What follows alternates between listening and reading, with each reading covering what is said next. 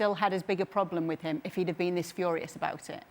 No, I think you could have... It's easier to accept, having been in a position straight after a game where you know you've been hard done by, then you absolutely let it out. But you can't have it both ways. You can't, when one of your biggest rivals absolutely gets a punch in the nose, and you try and you go on the side of the referees and say that, well, they're trying to do their best. Sometimes it happens. You cannot then go the other side of the fence and start calling it a disgrace. I'm sorry. You don't get to play both sides. Jan? But this is what football do to us. I mean, I've been with you guys for 3-4 years. We are like this in the studio. This is what football do to us. There is no rational. Of course, he did say that in October. Was that right? No. In retrospect, no. Because we know that boy in the backyard who always said it afterwards, what we should have done. We know that guy. But I think that is more to address what Arsenal did today with that official statement. Because I think that people can somehow understand Arteta losing it after the game, because that is the part of our game. We are losing it. We have always done that. We have all four of us. I mean, we've always lost it sometimes. I'm not sure that the right thing is to formalize that, because after a game is passion.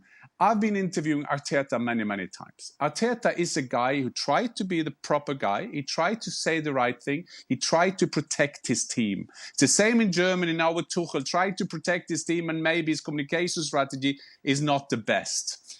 But the thing is that when we're discussing all these kind of things, if VAR yesterday couldn't see if the ball was out, then they shouldn't do anything. It needs to be clear and obvious.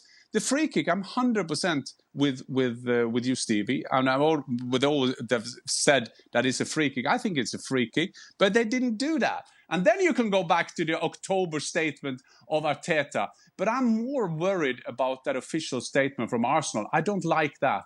I didn't like it when Liverpool did it, although I have to say by Liverpool it was something different, because there was a big mistakes in terms of technical issue at VAR. So that can also be discussed. But I think that they should have stopped yesterday with Arteta. Will he be fined? Will he be suspended? I guess so.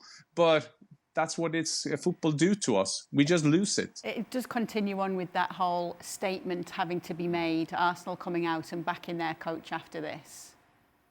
I don't know what the need is for the club come after the manager and sort of double down on the disgrace, embarrassment sort of narrative and rhetoric. I don't think this helps the situation at all whatsoever. And first and foremost, it doesn't give you the 3 points.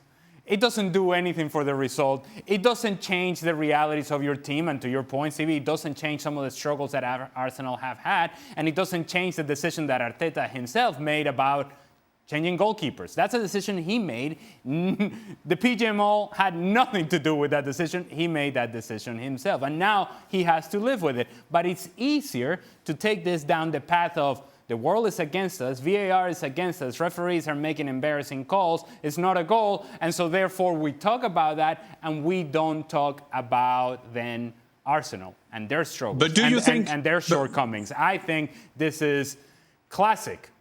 As passionate as it may have been, this is classic cant and deflecto. We're going to take that onto the referees. Let's not talk about my team.